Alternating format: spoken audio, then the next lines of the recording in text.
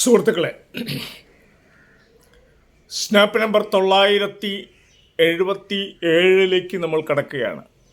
ഇനിയാണ് നമ്മൾ ഈ സമ്പൂർണ്ണ കൃതികളുടെ മറ്റ് ഡീറ്റെയിൽസിലേക്ക് നമ്മൾ പോകുന്നത്. ഇതിൻ്റെ ആമുഖം മുതൽ വായിക്കുകയാണ്. ആസ് ആൻ ആക്ടർ നമുക്ക് വായിക്കുമ്പോഴുള്ള ഫീലിങ്സ് എന്താണ് എന്നുള്ളതും കൂടി അറിയാം.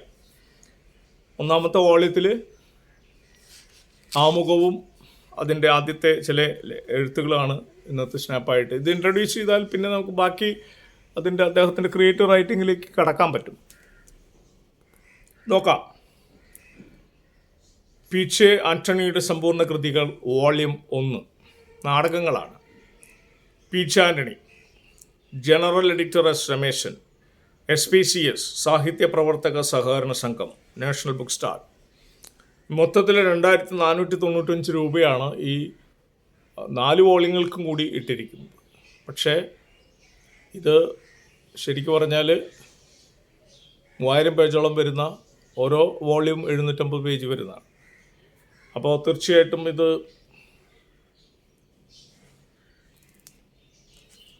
എഡിറ്റോറിയൽ ബോർഡും കൂടി പരിചയപ്പെടുത്താം. Joby John, Pooyappally Thankappan, AR Ratheeshan, AN Maniyappan, KU Menon, CP Venugopal, VK Prasad, M Krishnadas, M Baiju, TP George, KM Pushkaran. Research KV Leela, K Lathika, Archana Mohan. Office KP Prabhavathi. പ്രസാദക്കുറിപ്പ് വായിക്കാം. പ്രസാദകക്കുറിപ്പ്: മലയാളത്തിൻ്റെ പ്രതിഭാധനനായ നടനും എഴുത്തുകാരനുമായിരുന്നു ഭരത് പീച്ചെ ആൻ്റണിയുടെ സമ്പൂർണ്ണ കൃതികൾ. ഭരത് പീച്ചെ ആൻ്റണി സമ്പൂർണ്ണ കൃതികൾ സാഹിത്യ പ്രവർത്തക സഹകരണ സംഘം പ്രസിദ്ധീകരിക്കുകയാണ്. എഴുത്തും നടന വൈഭവവും ഒരുപോലെ സമന്വയിച്ച പീച്ചെ ആൻ്റണിയുടെ സർഗാത്മക ജീവിതം തലമുറകൾ സൂക്ഷിച്ചു വെച്ച് വായിക്കേണ്ട ഗ്രന്ഥങ്ങൾ കൂടിയാണ്.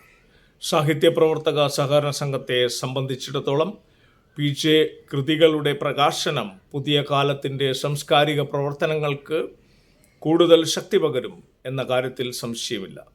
4 വോള്യങ്ങളായാണ് പീച്ചെ ആൻ്റണിയുടെ സമ്പൂർണ്ണ കൃതികൾ പ്രസിദ്ധീകൃതമാകുന്നത്. നാടകങ്ങൾ, നോവലുകൾ, കഥകൾ, കവിത, ഗാനസമാഹാരങ്ങൾ, തിരക്കഥ, നാടക ജീവിത സ്മരണകൾ, ലേഖനങ്ങൾ, കുറിപ്പുകൾ തുടങ്ങി പീച്ചെയുടെ സമഗ്രമായ സർഗാത്മക ജീവിതത്തെയും കാലത്തെയും അനുഭവവേദ്യമാക്കാൻ ഉപകരിക്കുന്ന ഈ ബൃഹത് സമാഹാരത്തിൻ്റെ സമാഹരണം നിർവഹിച്ചിരിക്കുന്നത് കൊച്ചി കേന്ദ്രമാക്കി പ്രവർത്തിക്കുന്ന പീച്ചെ ആൻ്റണി മെമ്മോറിയൽ ഫൗണ്ടേഷനാണ്.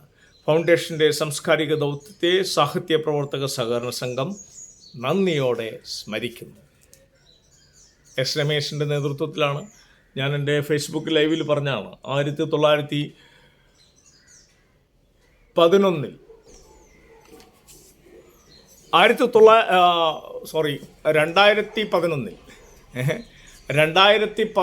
പ്രസിദ്ധീകരിച്ച കേരള സാഹിത്യ അക്കാദമി പ്രസിദ്ധീകരിച്ച ഈ ഒരു ബൃഹത് ജീവചരിത്ര ഗ്രന്ഥമുണ്ട്. ഇത് ഞാനാണ് രചിച്ചത്. ചക്കോടി അന്തിക്കാട് ജീവിതം, പീച്ചെ ആൻ്റണി ജീവിതം ഒരു ആഹ്വാനം എന്നുള്ളതാണ്. അപ്പോൾ ഈ ഒരു പുസ്തകം 2011 സംഭവിച്ചു. 2 വർഷം എടുത്തിട്ടാണ്. 2009, 10 ഒക്കെ നന്നായിട്ട് ഓടി നടന്നിട്ടാണ്. 2008 ശേഷം തുടങ്ങി. 2-2.5 വർഷം എടുത്ത് തിലകൻ ചേട്ടനൊക്കെ ഇൻ്റർവ്യൂ ചെയ്തുകൊണ്ട് അങ്ങനെയാണ്. അപ്പോൾ ഇങ്ങനെയുള്ളൊരു പുസ്തകത്തിൻ്റെ പണി നമ്മൾ വളരെ സമഗ്രമായിട്ട് ചെയ്തു. കാരണം പീച്ചെ ആൻ്റണി ഇത്രയധികം അവഗണിക്കപ്പെട്ട ഒരു മനുഷ്യൻ, അദ്ദേഹത്തിൻ്റെ ഒരു സമഗ്രമായ ജീവചരിത്ര ഗ്രന്ഥം എഴുതിയിട്ടില്ല. ജോൺ പോൾ ഒരു ചെറിയ സംഗതി എഴുതി, അദ്ദേഹത്തിൻ്റെ ആരോഗ്യസ്ഥിതി അനുസരിച്ച് ചെറുതേ പറ്റുള്ളൂ എന്ന് പറഞ്ഞു. 100-120 പേജുള്ള ഒരു പുസ്തകം കേരള സംഗീത നാടക അക്കാദമി പ്രസിദ്ധീകരിച്ചു. പക്ഷേ അതിനുശേഷം ഞാൻ ഈ ദൗത്യം എടുക്കുമ്പോൾ എനിക്കൊരു ചലഞ്ചുണ്ട്. 1000 പേജുള്ള ഒരു ഗംഭീരമായൊരു പഠനം വേണം. അത്രയധികം നാടകങ്ങളും അത്രയധികം പ്രശ്നങ്ങളും സിനിമകളും റബലായിട്ടിരുന്നൊരു മനുഷ്യനാണ്. അപ്പോൾ അങ്ങനെ നമ്മൾ ഓടി നടന്നത് തന്നെയാണ്. ഒരുപാട് കൊച്ചിയിലും ഒക്കെ ആയിട്ടുള്ള ആളുകളെ ഇൻ്റർവ്യൂ ചെയ്തിട്ട് നമ്മൾ സബ്മിറ്റ് ചെയ്യുന്നു. 100-800 പേജുള്ളൊരു പുസ്തകം സബ്മിറ്റ് ചെയ്യുന്നു. പക്ഷേ അത് ഒതുക്കി നമ്മൾ എന്നോട് പറഞ്ഞ 500 പേജുള്ളൊരു പുസ്തകത്തിലേക്ക് കൊണ്ടുവന്ന് അവിടുത്തെ ഇ ഡി ഡേവിസും അന്ന് പുരുഷൻ കടലുണ്ടിയാണ് സെക്രട്ടറി. അപ്പോൾ 500 പേജിൻ്റെ ഒരു വോളിയത്തിലേക്ക് കൊണ്ടുവരണം ചാക്കോ. അല്ലാണ്ട് 2 വോളിയായിട്ട് 800 പേജൊക്കെ ബുദ്ധിമുട്ടായിരിക്കുന്നു. അപ്പോൾ നമ്മളതിൻ്റെ സിനോപ്സിസ് മുതൽ ഓരോന്ന് ഒതുക്കി കൊണ്ടുവന്ന് 60 ചാപ്റ്ററിനെ പിടിച്ച് ഓരോന്നിലും സബ് ചാപ്റ്ററാക്കിയിട്ട് 40 ചാപ്റ്ററാക്കി. അങ്ങനെയാണ് ഈ ജീവിതം, പി ജാനി ജീവിതൊരു ആഹ്വാനം എന്നുള്ള ഈ പുസ്തകം വരുന്നത്. ഈ പുസ്തകം വന്നു 2011നും 2015 5 അവാർഡുകൾ കരസ്ഥമാക്കി. വല്ലച്ചിറ യുവരശ്മിയുടെ പൗന സ്മാരക award, P K Parameswaran Nair trust Thiruvananthapuram award, Nattakam നമ്മുടെ തലശ്ശേരി നാട്ടകം അവാർഡ്, പിന്നെ സാഹിത്യ പ്രവർത്തക സഹകരണ സംഘം നോർത്ത് പറവൂർ കേന്ദ്രീകരിച്ചു അവരുടെ അവാർഡ്, പിന്നെ പന്തിരുകുലം തൃശ്ശൂരിൻ്റെ അവാർഡ്. അങ്ങനെ 5 അവാർഡുകൾ കിട്ടി. പബ്ലിഷ് ചെയ്ത് 4 വർഷം കൊണ്ട് തന്നെ 5 അവാർഡ് കിട്ടുക എന്നുള്ളൊരു അപൂർവമായിട്ടുള്ളൊരു ബഹുമതിയാണ് സാഹിത്യ അക്കാദമി എന്നെ സമ്മതിച്ചിട്ടുള്ളത്. അപ്പോൾ ഈ പുസ്തകത്തിൻ്റെ ഒരു ഡിസ്കഷൻ 2012 വയ്ക്കുന്നു നമ്മുടെ പി ജാനി ഫൗണ്ടേഷനിൽ. അപ്പോൾ ആ ഡിസ്കഷനിൽ ഈ പുസ്തകത്തിനെ കുറിച്ചുള്ള വളരെ ഗംഭീരമായിട്ടുള്ള അഭിപ്രായങ്ങളൊക്കെ പറഞ്ഞതിന് ശേഷം ടീം അബ്രാഹം, സാഹിർ അലി, എസ് രമേശൻ, അങ്ങനെ കുറച്ച് പേരുണ്ടായിരുന്നു. അവരുടെ പി ജാനി ഫൗണ്ടേഷൻ്റെ സെക്രട്ടറിക്ക് എല്ലാവരും ഉണ്ടായിരുന്നു. അപ്പം ഞാനവിടെ ഒരു കാര്യം പറഞ്ഞാൽ, എനിക്ക് ചെയ്യാവുന്നൊരു പണി ഞാൻ തൃശ്ശൂരിൽ നിന്ന് വന്ന് ഇത്രയും കറങ്ങി നമ്മൾ സബ്മിറ്റ് ചെയ്ത് കഴിഞ്ഞു, സമർപ്പണമായിട്ട് നമ്മൾ വെച്ചു. കാരണം എനിക്കറിയാം 15 വയസ്സ് കഴിഞ്ഞ് പള്ളി ബ്രേക്ക് ചെയ്തിട്ടുള്ളൊരു പി ജാനിയും അതേപോലെ തന്നെ ജീവിത രീതിയിൽ കീപ്പ് ചെയ്യുന്ന എനിക്കും പെട്ടെന്ന് റിയലൈസ് ചെയ്യാൻ പറ്റും. 15 വയസ്സ് കഴിഞ്ഞ് പള്ളി ബ്രേക്ക് ചെയ്താൽ എന്തൊക്കെയാണ് ഈ സെക്യുലർ കേരള സമൂഹം, ദൈവത്തിൻ്റെ സ്വന്തം നാട് എന്ന് പറഞ്ഞ സ്ഥലത്ത് എന്ത് സംഭവിക്കുന്നുള്ളത്. നമ്മുടെ ക്രിയേറ്റിവിറ്റി കൊണ്ട് മാത്രമാണ് മുന്നോട്ട് പോയത്. അതുകൊണ്ടാണ് ഞാനിവിടെ ഇരിക്കുന്നത്.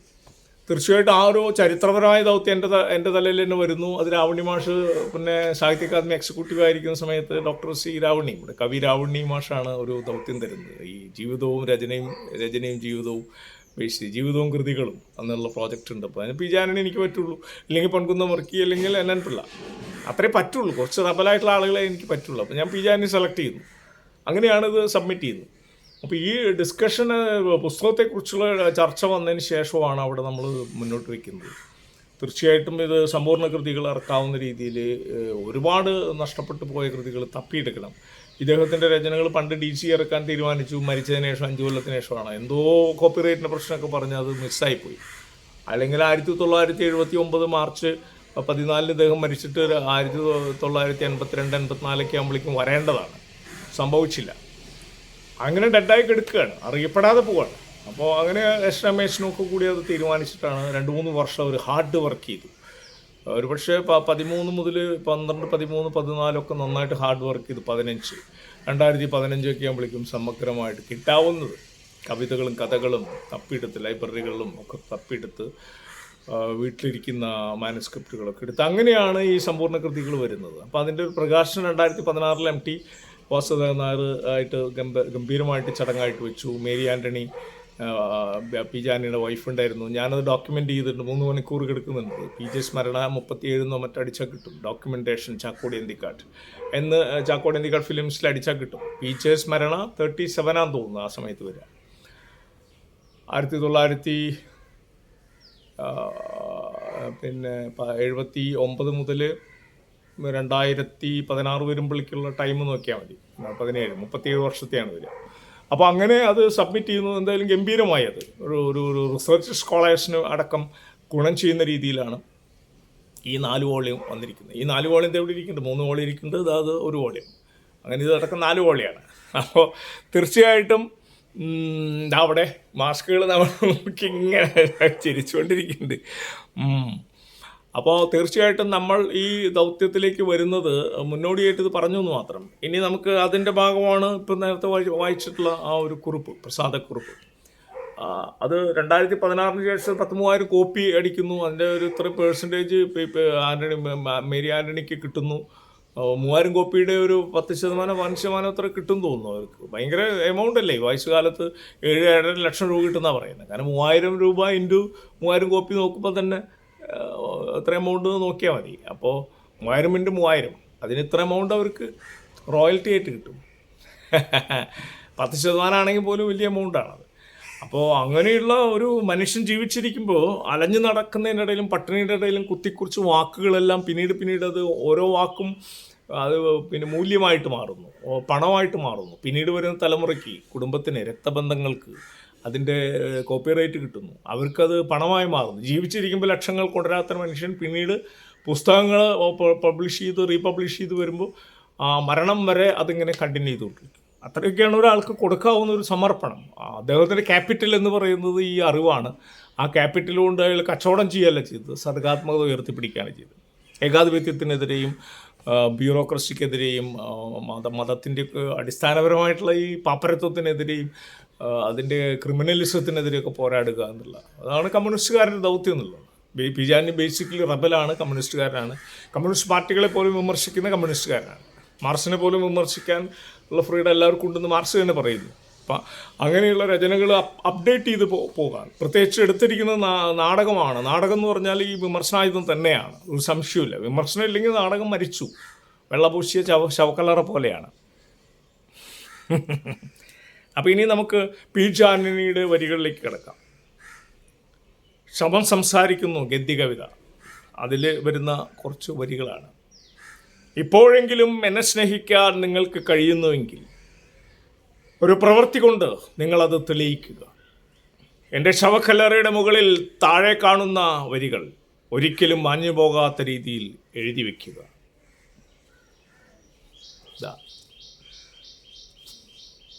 ഈ വരികൾ വായിക്കുക. ഒരു ഗദ്യകവിതയാണ്. ശവം സംസാരിക്കുന്നു എന്ന ഗദ്യകവിതയാണ് നമ്മൾ സ്നാപ്പ് നമ്പർ 977 കിടക്കുമ്പോൾ നമ്മൾ പിജാനിയുടെ ഈ ഗദ്യകവിത കൂടി വെച്ചുകൊണ്ടാണ്. വിലമതിക്കാനാവാത്ത അനേകം കഴിവുകളുണ്ടായിരുന്നിട്ടും യാതൊന്നും നേടാതെയും എണ്ണിയാലൊടുങ്ങാത്ത അഭിലാഷങ്ങളിൽ ഒന്നുപോലും നിറവേറ്റാതെയും ആയുഷ്കാലത്തിൽ ഒരു നിമിഷമെങ്കിലും ആശ്വസിക്കാൻ കഴിയാതെയും സ്വന്തമെന്ന് പറയാനും സ്നേഹിക്കാനും ഒരു ജീവി പോലുമില്ലാതെയും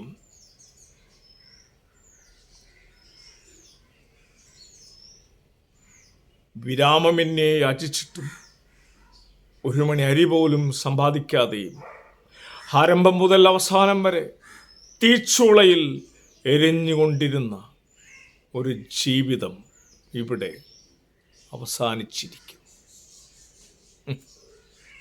വിലമതിക്കാനാവാത്ത അനേകം കഴിവുകളുണ്ടായിരുന്നിട്ടും യാതൊന്നും നേടാതെയും എണ്ണിയാലൊടുങ്ങാത്ത അഭിലാഷങ്ങളിൽ ഒന്നുപോലും നിറവേറ്റാതെയും ആയുഷ്കാലത്തിൽ ഒരു നിമിഷമെങ്കിലും ആശ്വസിക്കാൻ കഴിയാതെയും സ്വന്തമെന്ന് പറയാനും സ്നേഹിക്കാനും ഒരു ജീവി പോലുമില്ലാതെയും വിരാമം എന്നെ യാചിച്ചിട്ടും ഒരു മണിയരി പോലും സമ്പാദിക്കാതെയും ആരംഭം മുതൽ അവസാനം വരെ തീച്ചൂളയിൽ എരിഞ്ഞുകൊണ്ടിരുന്ന ഒരു ജീവിതം ഇവിടെ അവസാനിച്ചിരിക്കുന്നു. പി.ജെ. ആൻ്റണി, ശവം സംസാരിക്കുന്നു ഗദ്യകവിത.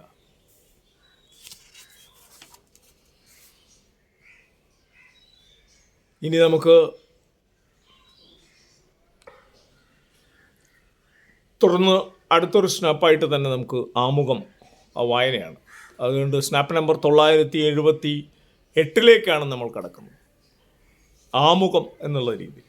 കാലവും ദേശവും കലാകാരനും സമ്മേളിക്കുന്ന ഒരു ബിന്ദുവിൽ നിന്നാണ് ഏതൊരു കലാസൃഷ്ടിയും പിറവിയെടുക്കുന്നത്. കാലദേശഭേദ്യമെന്നെ ആസ്വദിക്കപ്പെടുകയും പ്രകീർത്തിക്കപ്പെടുകയും ചെയ്യണമെന്ന കുബുദ്ധിയോടെയല്ല സത്യസന്ധനായ ഒരു കലാകാരൻ സൃഷ്ടി നടത്തുന്നത്.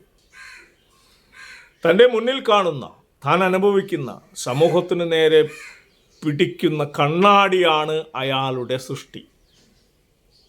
സമകാലികതയാണ് ഒരു കലാസൃഷ്ടിയുടെ അടിസ്ഥാന ശിലയെങ്കിൽ പിന്നെ എന്തിനെയാണ് നമ്മൾ ക്ലാസിക്കൽ സൃഷ്ടികളെന്ന് പറയുന്നത്? ഇതിൽ യാതൊരു വൈരുദ്ധ്യവുമില്ല. ക്ലാസിക്കൽ സൃഷ്ടികളെല്ലാം തന്നെ അവ സൃഷ്ടിക്കപ്പെട്ട കാലദേശ ബിന്ദുവിൽ അവയുടെ ദൗത്യം നിർവഹിച്ചിട്ടുള്ള സൃഷ്ടികളാണ്. രാമായണം, മഹാഭാരതം തുടങ്ങിയ ഇതിഹാസങ്ങൾ തൊട്ട് വെനീസിലെ വ്യാപാരിയും റോമിയോ ജൂലിയറ്റും മാക്ബത്തും ശകുന്തളവും ഉമാച്ചുവും സുന്ദരികളും സുന്ദരന്മാരുമെല്ലാം ഈ ഗണത്തിൽപ്പെടുന്നു. ഈ സൃഷ്ടികൾ കാലവും ദേശവും ഭാഷയും കടന്ന് അതിൻ്റെ പ്രസക്തി നിലനിർത്തുന്നത് ഈ സൃഷ്ടികളിൽ കാലദേശഭേദമന്യേ പ്രസക്തമാകുന്ന അമൂർത്ത സങ്കല്പങ്ങൾ ഉണ്ട് എന്നതുകൊണ്ട് മാത്രമാണ്, എന്നുള്ളത് കൊണ്ടാണ്. അത് കഥാപാത്രങ്ങളാകാം, കഥാസന്ദർഭങ്ങളാകാം, സംഭാഷണങ്ങളാകാം, ഇമേജറികളാകാം, ആശയങ്ങളാകാം. സീതയും ശ്രീകൃഷ്ണനും ധൃതരാഷ്ട്രരും കർണനും പാഞ്ചാലിയും ഗാന്ധാരിയും ശകുന്തളയും ഷൈലോക്കും റോമിയോയും ജൂലിയറ്റും ഉമാച്ചുവും മായനും അതുപോലെ അന്ധമായ പുത്രവാത്സല്യവും ധൃതരാഷ്ട്രവും, ധർമ്മത്തിനതീതമായ സുഹൃത് ബന്ധവും കർണൻ, സിസറിൻ്റെ ഭാര്യ സംശയങ്ങൾക്ക് അതീതയാകണമെന്ന രാജധർമ്മവും പ്രകൃതിയുടെ ഒളിച്ചുകളിയും ഉമ്മാച്ചു എല്ലാം ഈ ക്ലാസിക്കുകളിൽ പ്രതിഫലിക്കുന്ന മൂർത്തമായ സന്ദർഭങ്ങളും കഥാപാത്രങ്ങളുമാണെങ്കിലും അവയെല്ലാം ഇന്നും നമ്മുടെ സമൂഹത്തിൽ പല രൂപത്തിലും ഭാവത്തിലും ദൃശ്യമാകുന്നു എന്നതാണ് ഈ സൃഷ്ടികളിലെ ക്ലാസിക്കൽ അംശം. അവയെ സാർവലൗകാലികമാക്കുന്നത്, സാർവദേശീയമാക്കുന്നത് ഈ അംശമാണ്. പി. ആന്റണിയുടെ ഓരോ രചനയും ഓരോ ചരിത്ര മുഹൂർത്തത്തോടുള്ള പ്രതികരണങ്ങളാണ്. നാടകമായിരുന്നു അദ്ദേഹത്തിൻ്റെ ഉപകരണം. ഒരു നിഷേധിയുടെ ഉപകരണമായതുകൊണ്ട് അതിനെ ആയുധമെന്ന് വിളിക്കാം. ആരാണ് ഈ നിഷേധി? ഇല്ല എന്ന് പറയുകയും അതേസമയം തൻ്റെ നിഷേധം ഒരു നിരാകരണമല്ല എന്ന് അർത്ഥമാക്കുകയും ചെയ്യുന്ന ഒരാൾ എന്ന് ദി റെബൽ എന്ന കൃതിയിൽ ആൽബേർ കാമു പറയുന്നുണ്ട്. ആന്റണി ഒരു നിഷേധിയായിരുന്നു എന്നത് ശരിയാണ്. എന്നാൽ ആ നിഷേധം ഒരിക്കലും ഒരു നിരാകരണമായിരുന്നില്ല. പ്രളയം എന്ന നാടകത്തിൻ്റെ ആമുഖത്തിൽ ആന്റണി തൻ്റെ നിഷേധത്തെ നിർവചിക്കുന്നത് ഇങ്ങനെയാണ്: നിഷേധത്തിൽ തന്നെ സ്വാഭാവികമായും നിർദ്ദേശവും അടങ്ങുന്നുണ്ട്. ആ ധാരണയിൽ ഈ നാടകം മനസ്സിലാക്കാൻ ആരെങ്കിലും ഉണ്ടെങ്കിൽ ഞാൻ കൃതകൃത്യനായി. ഈ ചലനാത്മകമായ സമൂഹത്തെ നിരീക്ഷിച്ച് വിശകലനം ചെയ്യുന്ന ഒരു കാഴ്ചക്കാരൻ മാത്രമായിരുന്നില്ല പി. ജെ. ആന്റണി. അതിനെ മാറ്റിത്തീർക്കുന്ന, അവിടെയാണ് മാർക്സിയൻ ഇടപെടൽ എന്ന് പറയുക, transformation of the objective world, അതിനെ മാറ്റിത്തീർക്കുന്ന പ്രക്രിയയിലെ സജീവ പ്രവർത്തകൻ കൂടിയായിരുന്നു പി. ജെ. എന്ന് അദ്ദേഹത്തിൻ്റെ ജീവിതം സാക്ഷ്യപ്പെടുത്തുന്നു. കമ്മ്യൂണിസ്റ്റ് പാർട്ടിയും തൊഴിലാളി സംഘടനകളും അദ്ദേഹത്തിലെ കലാകാരനെ എത്രമാത്രം ആശ്രയിച്ചിരുന്നു എന്ന് EMSൻ്റെ ഓർമ്മക്കുറിപ്പുകളിൽ നിന്ന് വ്യക്തമാണ്. സമ്പൂർണ്ണ കൃതി വോളിയം 4 അതുണ്ട്. അത് പിന്നെ വായിക്കാം നമുക്ക്. ചടുലവും സമരോത്മകവുമായി നിൽക്കുന്ന ഒരു സമൂഹത്തിനു വേണ്ടി കലാപ്രവർത്തനം നടത്തുമ്പോൾ കലാസൃഷ്ടികൾ പിറവിയെടുക്കേണ്ടതും അതേ ചടുലതയോടുകൂടി തന്നെയാണ്. വിമോചന സമരത്തെ തുറന്നു കാട്ടിക്കൊണ്ടുള്ള നാടകം പാർട്ടി സമ്മേളനത്തിൽ കളിക്കേണ്ടി വന്നപ്പോൾ EMS ആശ്രയിച്ചത് പി. ജെ. ആന്റണിയെ ആണ്. നാടകം എപ്പോൾ തയ്യാറാകും? നാടകം എപ്പോൾ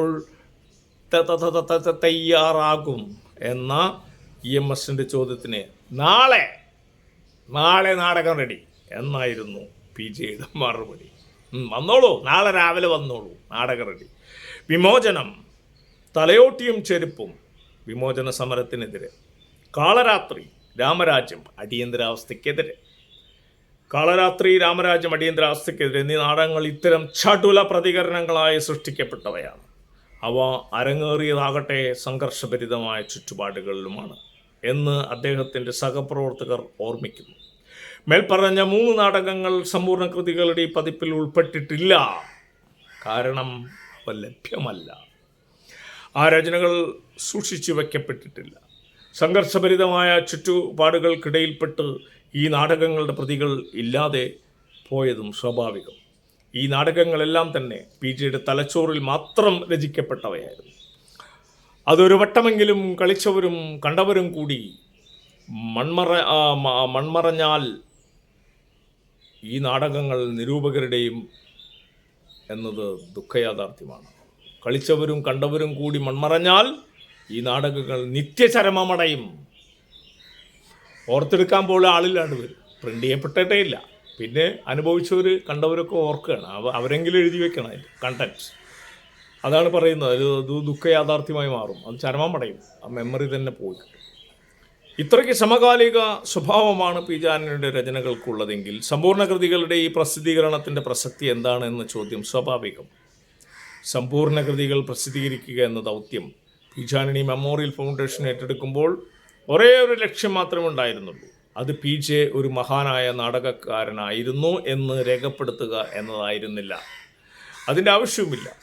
മറിച്ച് ഫൗണ്ടേഷൻ രൂപീകൃതമായതിനു ശേഷം PJയുടെ സഹപ്രവർത്തകനായിരുന്ന പലരുമായും ആശയവിനിമയം നടത്തിയതിൽ നിന്ന് കേരളത്തിൻ്റെ ഏറ്റവും പ്രക്ഷുബ്ധവും സംഭവബഹുലവും സാമൂഹ്യ മാറ്റങ്ങൾക്ക് വിധേയവുമായ കാലഘട്ടത്തെക്കുറിച്ചുള്ള പല ഉള്ളറിവുകൾ ലഭിച്ചു വന്നിരുന്നു. PJയുടെ കലാലോകം രേഖപ്പെടുത്തുക വഴി ആ കാലഘട്ടത്തിൻ്റെ ചിത്രം രേഖപ്പെടുത്തുക എന്ന ലക്ഷ്യമായിരുന്നു പ്രധാനം.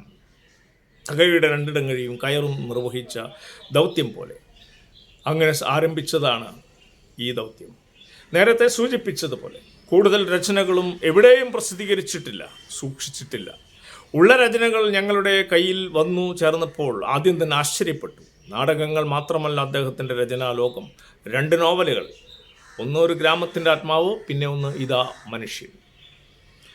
30ഓളം ചെറുകഥകൾ, കാവ്യങ്ങൾ, സ്വഗത ഭാഷണങ്ങൾ, 100-ലേറെ പാട്ടുകൾ, സിനിമാ തിരക്കഥ, ആത്മകഥകൾ. PJയുടെ ബഹുമുഖ പ്രതിഭ ലോകം അറിയാത്തതാണ്, മറ്റൊരു കലാകാരനും അവകാശപ്പെടാനാവാത്തതുമാണ്. എഡിറ്റോറിയൽ ബോർഡ് പ്രവർത്തനം ആരംഭിച്ചതോടെ നാടകങ്ങളിലെ ക്ലാസിക്കലിസം പതുക്കെ വെളിപ്പെട്ടു തുടങ്ങി. PJയുടെ നാടകങ്ങളിലെ പല ഭാവനകളും ആശയങ്ങളും കഥാസന്ദർഭങ്ങളും പിൽക്കാലത്തെ പല കലാസൃഷ്ടികളും ഉപയോഗിച്ചിട്ടുണ്ട് എന്നത് തന്നെയാണ് ആദ്യ സൂചനകൾ. മരണാനന്തരം ഭൂമിയിലേക്ക് വരുന്ന ദൈവങ്ങൾ എന്ന പ്രളയത്തിലെ ഭാവന എത്രയോ ജനപ്രിയ സിനിമകളിൽ ഇതിവൃത്തമായിരിക്കുന്നു. കൃഷ്ണൻ, ബുദ്ധൻ, പിന്നെ അങ്ങനെയുള്ള കഥാപാത്രങ്ങളാണ്. മാർസ് ഒക്കെയാണ് അതിലത്തെ കഥാപാത്രങ്ങൾ. നമ്മൾ ചേർപ്പിൽ അവതരിപ്പിച്ചിട്ടുണ്ട് അതിൻ്റെ ഒരു ഭാഗം. മരണാനന്തരം ഭൂമിയിലേക്ക് വരുന്നു ദൈവങ്ങൾ എന്ന പ്രളയത്തിലെ ഭാവന എത്രയോ ജനപ്രിയ സിനിമകളിൽ ഇതിവൃത്തമായിരിക്കുന്നു. ഭൂമിയിലേക്ക് വരുന്ന ദൈവങ്ങൾ മാത്രമല്ല, ഇന്നത്തെ രാഷ്ട്രീയ സാമൂഹ്യ ചുറ്റുപാടിൽ ഏറെ പ്രസക്തമായ സങ്കല്പങ്ങൾ കഥാപാത്രങ്ങളായും സംഭാഷണങ്ങളായും നാടകങ്ങളിൽ ഉടനീളം കാണാൻ കഴിയും. മാധ്യമങ്ങൾക്ക് പുറകെ പോകുന്ന ചക്രായുധത്തിലെ രാഷ്ട്രീയ പ്രവർത്തകൻ, മാധ്യമങ്ങൾ, പെയ്ഡ് മാധ്യമങ്ങൾ എങ്ങനെയാണ് ഒരു ക്രിയേറ്റീവായിട്ടുള്ള ഒരു ആർട്ടിസ്റ്റിനെ, ഒരു കലാകാരിനെ അടക്കം വേട്ടയാടുന്നത് എന്ന് ചക്രായുധം അതിശക്തമായ നാടകമാണ്. ശവക്കലറയുടെ മുകളിൽ നീ നൃത്തം ചെയ്താൽ നിനക്ക് ദേശീയ അടക്കം മേടിച്ചു തരാമെന്ന് പറയുന്ന മാധ്യമ പ്രവർത്തകരുടെ ഒരു മാനിപ്പുലേഷൻ. മാധ്യമങ്ങൾക്ക് പുറകെ പോകുന്ന ചക്രായുധത്തിലെ രാഷ്ട്രീയ പ്രവർത്തകൻ, അതുപോലെ ലക്ഷ്യബോധം നഷ്ടപ്പെട്ട് പ്രവർത്തിക്കുന്ന സാമൂഹ്യ പ്രസ്ഥാനങ്ങൾ, അവയുടെ സ്ഥാപകരെ തന്നെ തള്ളിപ്പറയുന്ന പ്രളയത്തിലെ ഇതിവൃത്തം, ഇതെല്ലാം തന്നെ ഇന്നത്തെ രാഷ്ട്രീയ സാമൂഹ്യ പശ്ചാത്തലത്തിൽ പുനർവായനയ്ക്കും പുനരാഖ്യാനത്തിനും പുനരുജ്ജീവനത്തിനും വെടിമരുന്നാണ്. അതുതന്നെയാണ് രചനയുടെ ക്ലാസിക്കലിസം. PJയുടെ നാടകങ്ങളിൽ ഒരു പ്രൊളറ്റേറിയൻ ചുറ്റുപാട് ഉടനീളം ദൃശ്യമാണ്. തൊഴിലാളി വർഗത്തിൻ്റെ അതിനോട് ഐക്യദാർഢ്യം പ്രഖ്യാപിക്കുന്ന, അവരുടെ ഭാഷ സ്ലാങ് ഉപയോഗിക്കുന്ന രീതിയിലുള്ള അതിശക്തമായ അവകാശ പോരാട്ടങ്ങളുടെ നാടകങ്ങളാണ്. PJ കൊച്ചിയുടെ കലാകാരനായിരുന്നു എന്നതാണ് അതിന് കാരണം. പ്രൊലറ്റേറിയറ്റ് മുന്നേറ്റത്തിൻ്റെ സംസ്കാരം കൊച്ചിക്ക് PJയുടെ കാലഘട്ടത്തിൽ തന്നെ അവകാശപ്പെട്ടതാണ്.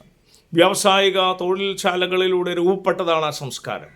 PJയുടെ കഥാപാത്രങ്ങളിലെല്ലാം ഈ പ്രൊലറ്റേറിയൻ നിറം കാണാൻ കഴിയും. അതേസമയം അതിൻ്റെ വികാസത്തിന് തടസ്സം നിൽക്കുന്ന ജാതി, മത, ലിംഗ വ്യവസ്ഥകൾ കഥാപാത്രങ്ങളിലും കഥാസന്ദർഭങ്ങളിലും കാണാൻ കഴിയും. അതിനെ ചോദ്യം ചെയ്യുന്നതാണ് PJയുടെ നാടകങ്ങളിലെ ഇതിവൃത്തം. മലയാള വിദ്യാഭ്യാസത്തോടുള്ള സമൂഹത്തിൻ്റെ കാപട്യത്തെയും അതേസമയം മലയാള ഭാഷാ മൗലികവാദത്തെയും PJ ഒരുപോലെ കളിയാക്കുന്നുണ്ട്. തീ എന്ന നാടകത്തിലെ ഈ സമാഹാരത്തിൽ അതും ഉൾപ്പെട്ടിട്ടില്ല കേട്ടോ. തീ പ്രൊഫസർ കഥാപാത്രത്തിലൂടെയാണ് മലയാള ഭാഷ മൗലികവാദത്തെ PJ കളിയാക്കുന്നത്. പിന്നെ ആ നാടകത്തെക്കുറിച്ച് കേട്ടപ്പോൾ എനിക്ക് തോന്നിയത് നമ്മുടെ ബർണാക്ഷയുടെ ലാംഗ്വേജിനെ ബേസ് ചെയ്തിട്ടുള്ള അതിശക്തമായൊരു നാടകം എഴുതപ്പെട്ടിട്ടുണ്ട്. അതിലൊരു പ്രൊഫസറുണ്ട്, ഭാഷാ പണ്ഡിതൻ. ഞാനത് പഠിപ്പിച്ചിട്ടുണ്ട്. അപ്പോൾ ആ പ്ലേയൊക്കെയാണ് ഓർമ്മ വരുന്നത്. പ്രൊഫസർ കഥാപാത്രത്തിലൂടെയാണ് മലയാള ഭാഷ മൗലികവാദത്തെ PJ കളിയാക്കുന്നത്. ഇംഗ്ലീഷ് പദങ്ങൾ കൊണ്ട് മലയാള ഭാഷ നവീകരിക്കപ്പെടേണ്ടതിൻ്റെ ആവശ്യകതയാണ് PJ ചൂണ്ടിക്കാണിക്കുന്നത്. എങ്ങനെയുണ്ട്? ഇംഗ്ലീഷ് വാക്ക് കൊണ്ട് മലയാള ഭാഷയെ നവീകരിക്കണം എന്നാണ് പറയുന്നത്. കോമൺ ആയിട്ട് ഉപയോഗിക്കപ്പെടുന്ന ഇംഗ്ലീഷ് വാക്കുകൾ, ആ ഡെസ്ക് ഒന്ന് മാറ്റി, ബെഞ്ചൊന്ന് മാറ്റുമെന്ന് പറയുന്നത് ശരിക്കും ഇംഗ്ലീഷ് ഭാഷയാണല്ലോ. ഗേറ്റൊന്ന് തുറക്കും, പടിവാതിൽ തുറക്കൂ എന്നൊന്നും ആരും പറയില്ല. ആ ഗേറ്റൊന്ന് തുറന്ന്. അപ്പോൾ ഇതും ഒരു പ്രൊളറ്റേറിയൻ സംസ്കാരത്തിൻ്റെ പ്രതിഫലനമാണ്. കാർഷിക സാമൂഹിക വ്യവസ്ഥതയിൽ നിന്ന് വേറിട്ട് പോയ ഇന്നത്തെ കേരള സമൂഹത്തിന് എളുപ്പത്തിൽ താതാത്മ്യം പ്രാപിക്കാവുന്ന കഥാപാത്രങ്ങളും ഇതിവൃത്തങ്ങളുമാണ് വിജയുടേത്. അതാണ് ഈ പ്രസിദ്ധീകരണത്തിൻ്റെ മറ്റൊരു കാലിക പ്രസക്തി. 100-ലേറെ നാടകങ്ങൾ തേടിപ്പോയി ഞങ്ങൾക്ക് ഇപ്പോൾ കണ്ടെത്താൻ സാധിച്ചത് വെറും 41 നാടകങ്ങളാണ് എന്ന് സൂചിപ്പിച്ചുവല്ലോ. എന്നാൽ വൈവിധ്യമാർന്ന മറ്റൊരു ശേഖരം കണ്ടെത്തിയതാണ് ഞങ്ങളെ അത്ഭുതപ്പെടുത്തിയത്. നോവലുകളും ചെറുകഥകളും 100ഓളം ഗാനങ്ങളും കാവ്യങ്ങളും ഈ പ്രസിദ്ധീകരണത്തിൽ ഉൾപ്പെടുത്തിയിട്ടുണ്ട്. ഒരു നാടകത്തിൻ്റെ രചനാലോകത്ത് ചെറുകഥയുടെ സാന്നിധ്യം വലിയ അത്ഭുതമൊന്നുമല്ല. ഒരു നാടകക്കാരൻ്റെ രചനാലോകത്ത് ചെറുകഥയൊക്കെ ഉണ്ടാവുമെന്നാണ് പറയുന്നത്. അത്ഭുതമൊന്നുമല്ല. കാരണം കഥ പറയുന്ന രീതിയിലാണല്ലോ നമ്മുടെ ഏത് സാഹിത്യ രൂപത്തിൻ്റെയും ഭാവനാത്മകമായ തലം അടിസ്ഥാനപ്പെടുത്തിയിട്ടുള്ളത്. നാടകത്തിൻ്റെയും ഭാവനാത്മകമായ അടിസ്ഥാന തലം അതിലെ കഥാതന്തു തന്നെയാണ്. രചിച്ചതിൽ 40% നാടകങ്ങൾ മാത്രമേ കണ്ടെത്താൻ സാധിച്ചിട്ടുള്ളൂ. എങ്കിൽ അതിലും ചെറിയ ശതമാനം ഗാനങ്ങൾ മാത്രമേ സൂക്ഷിച്ചിരിക്കാൻ സാധ്യതയുള്ളൂ. അതായത് എഴുതിയ ഗാനങ്ങൾ 100ൻ്റെ എത്രയോ ഇരട്ടി വരാം. അപ്പോൾ പീച്ചെ ഒരു കവി കൂടിയായിരുന്നുവോ? ചോദ്യമാണ്. ഗാനങ്ങൾ രചിക്കുക എന്നത് മറ്റൊരു സർഗാത്മക തലമായിട്ടാണ് നാം പൊതുവെ കാണുന്നത്. എന്നാൽ ഗാനങ്ങൾ എഴുതിയ സന്ദർഭങ്ങൾ വിലയിരുത്തിയാൽ നമ്മൾ വീണ്ടും ചെന്നെത്തുന്നത് പീച്ചെ എന്ന സമ്പൂർണ്ണ നാടക പ്രതിഭയിൽ തന്നെയാണ്. ഭരതമുനിയുടെ നാട്യശാസ്ത്രത്തിൽ നാടക സങ്കേതങ്ങൾക്ക് പുറമെ നൃത്തവും സംഗീതവുമെല്ലാം വിഷയങ്ങളാണ്. അതായത് നാടകക്കാരൻ ഒരു സർവകലാ പ്രതിഭ തന്നെ ആയിരിക്കണം. പീച്ചെ ഗാനങ്ങൾക്ക് വേണ്ടി ഗാനങ്ങൾ എഴുതിയ ഗാനരചയിതാവല്ല എന്നർത്ഥം. മറിച്ച് നാടകത്തിലെ കഥാസന്ദർഭങ്ങൾക്ക് വേണ്ടി സ്വയം ഏറ്റെടുത്ത് നടത്തിയ രചനകളാണവ. ഇതിൽ ആദ്യകാലങ്ങളിൽ പലതും പഴയ ഹിന്ദി ചലച്ചിത്ര ഗാനങ്ങളുടെ ഈണത്തിൽ രചിച്ചിട്ടുള്ളവയാണ്. ചിലത് സ്വയം ചിട്ടപ്പെടുത്തി രാഗ സ്വരസ്ഥാനങ്ങളും ചേർത്ത് എഴുതിയിട്ടുള്ളവയാണ് എന്നതാണ് അത്ഭുതം. സാധാരണ പീച്ചെ എല്ലാ നാടക പരിപാടികൾക്ക് പോകുമ്പോഴും ഇപ്പോൾ അന്തിക്കാട് മുറ്റിച്ചൂരൊക്കെ ഒന്ന് പറഞ്ഞിട്ടുണ്ട്. അപ്പോൾ അതിനകത്ത് ഞാൻ നേരത്തെയൊക്കെ പലതിലും പറഞ്ഞിട്ടുള്ളതാണ്. ഒരു വരിയുണ്ട്, മെഹബൂബിൻ്റെ പാട്ടിനെയൊക്കെ വെച്ച് ഹിന്ദുസ്ഥാനി രാഗത്തിൽ ചേർത്തിട്ട് തലയിലൊരു ചുവന്നക്കെട്ടൊക്കെ കെട്ടിയിട്ടാണ് പീച്ചെ അത് പാടുക എന്ന് പറഞ്ഞു. വസന്തകാലമേ മറന്നു പോയ നീലവാനമോ, ആ പൂക്കൾ പുഞ്ചിരിച്ച കാലമോർത്തു ഞാൻ കരഞ്ഞിടാം. വസന്തകാലമേ മറഞ്ഞു പോയ നീലവാനം, വസന്തകാലമേ മറഞ്ഞു പോയ വസന്തകാലം മറഞ്ഞു പോയ നീലവാനം നോക്കിയിട്ട് കരയാ. ആ പൂക്കൾ പുഞ്ചിരിച്ച കാലമോർത്തു ഞാൻ കരഞ്ഞിടാം. വസന്തകാലമേ മറഞ്ഞു പോയ നീലവാനമോ. ഇങ്ങനെ പാടുന്ന പാട്ട് ഞാൻ ചെയ്ത 3 മണിക്കൂർ ഡോക്യുമെൻറ്റേഷനിൽ ആ പി ജാനണി ഫൗണ്ടേഷൻ്റെ ഗായക സംഘം കംപ്ലീറ്റ് അദ്ദേഹത്തിൻ്റെ പാട്ടുകൾ പാടിയിടുന്നുണ്ട്, ഹാർമോണിയം തബലയൊക്കെ വെച്ചിട്ട്. അതതിൻ്റെ അകത്ത് മുഖ്യമായിട്ട് അതിൻ്റെ മ്യൂസിക് ബീജിയമായിട്ട് നമ്മൾ ഉപയോഗിക്കുന്നുണ്ട്. ഈ പാട്ട് ഫുള്ളായിട്ട് അതിനുണ്ട്, അതും കൂടി കാണുക. അപ്പോൾ തീർച്ചയായിട്ടും അങ്ങനെ ഇത് ആദ്യകാലങ്ങളിൽ ഹിന്ദി ചലച്ചിത്ര ഗാനങ്ങളുടെ ഈണത്തിൽ തന്നെയാണ് പുള്ളി ചെയ്തിട്ടുള്ളത്. അതായത് പീച്ചെ ഒരു സംഗീതജ്ഞൻ കൂടി ആയിരുന്നു. മനസ്സിലാക്കണം. നാടകകൃത്ത് ഓടക്കുഴൽ വായിക്കും, ബുൾബുൾ വായിക്കും, ഹാർമോണിയം വായിക്കും, കവി, കലാകാരൻ, ആക്ടർ, സംവിധായകൻ, നിരൂപകൻ, കഥാകൃത്ത്, നോവലിസ്റ്റ്, ഇങ്ങനെ വരുന്ന അപ്പോൾ ആളൊരു സംഗീതജ്ഞൻ കൂടിയായിരുന്നു. അപ്പോൾ ഈ പള്ളിയുടെ കോയറിൽ നിന്ന് വളർന്നു വന്ന് പള്ളി ഉപേക്ഷിക്കുമ്പോൾ കോയറിൽ നിന്ന് കിട്ടിയ കുറേ അസറ്റുകളുണ്ട്. അതെല്ലാം ചേർന്നിട്ട് കൊച്ചിയിലെ 10-70ഓളം ഗായക സംഘങ്ങൾ അടങ്ങുന്ന ഒരു കൊച്ചിയെ സംബന്ധിച്ച് പി ജാനെയൊക്കെ അക്കോമഡേറ്റ് ചെയ്യാൻ വലിയ പ്രശ്നമല്ല.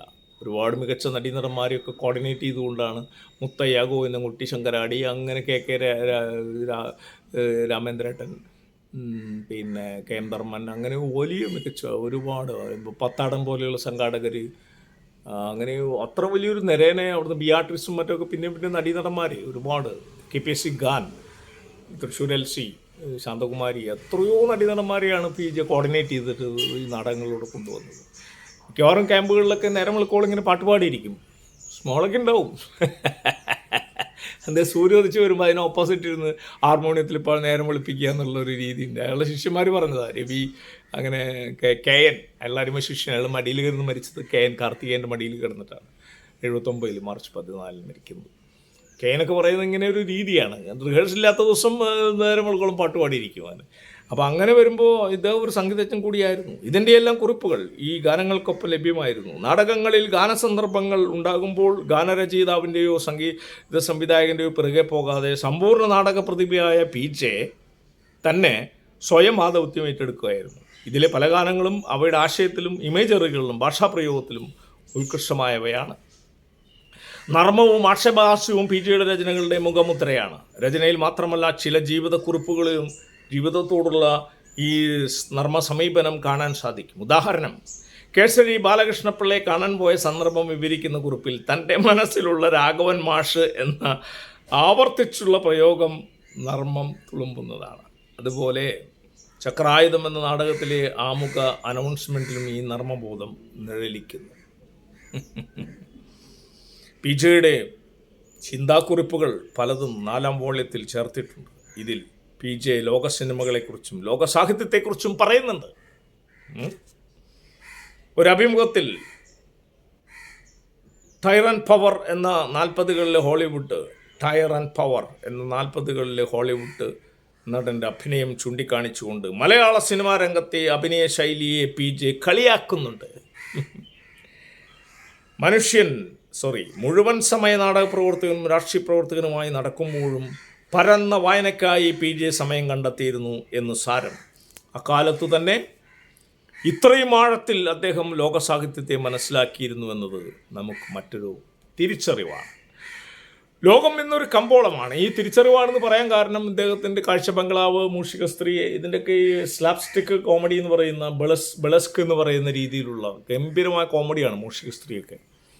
അപ്പോൾ ഈ ഇൻക്ലാബിൻ്റെ മക്കൾ തന്നെ ചില ഡയലോഗ് പാറ്റേണൊക്കെ നോക്കി. അപ്പോൾ ഇദ്ദേഹത്തിന് ഈ ബർണാഡ്ഷയായിട്ടൊക്കെ ഇപ്പോൾ NN പിള്ളയ്ക്ക് ബർണാഡ്ഷയുടെ കൃതികൾ നല്ല ബന്ധമുണ്ടായിരുന്നു എന്ന് പറഞ്ഞ് കേട്ടിട്ടുണ്ട്. പക്ഷെ PJ ഈ ലോക സാഹിത്യം വായിക്കുമ്പോൾ തന്നെ സമൂഹത്തിന് വിമർശിക്കാതെ അതിനെ കുഞ്ചൻ നമ്പ്യാരുടെ പരമ്പരയിലൂടെ കൊണ്ടുപോയിട്ട് ആ ഒരു പ്രചോദനം ഉൾക്കൊണ്ടുകൊണ്ട് കൊട്ടി ശരിയാക്കണതിന് സമൂഹത്തിന് അങ്ങനെ കുത്തി നോവിച്ച് വേണം ഇളക്കാൻ. അല്ലാണ്ട് ഇങ്ങനെ സോപ്പിട്ട് പ്രശംസിച്ചാലും ഇത് മാറൂല. കണ്ടീഷൻ ചെയ്ത് ഇങ്ങനെ മരിച്ചതിന് തുല്യം ജീവിക്കുന്നു എന്ന് പറഞ്ഞപ്പോൾ അപ്പോൾ അങ്ങനെ ജീവിക്കുന്ന ആൾക്കാരെ കൊണ്ട് ഗുണവുമില്ലല്ലോ. അപ്പോൾ ഈ വിമർശിക്കണം, ക്രിറ്റിസിസം എന്ന് പറയുന്നത്. അപ്പോൾ അതുകൊണ്ട് തന്നെ മാർക്സും ലെനിനും എംഗൽസൊക്കെ വായിക്കുന്നതിൻ്റെയും ലെനിനൊക്കെ വായിച്ചതിൻ്റെയും ഒക്കെ ഒരുതരം തുടർച്ചകൾ കാണുന്നുണ്ട് അതിനകത്ത്.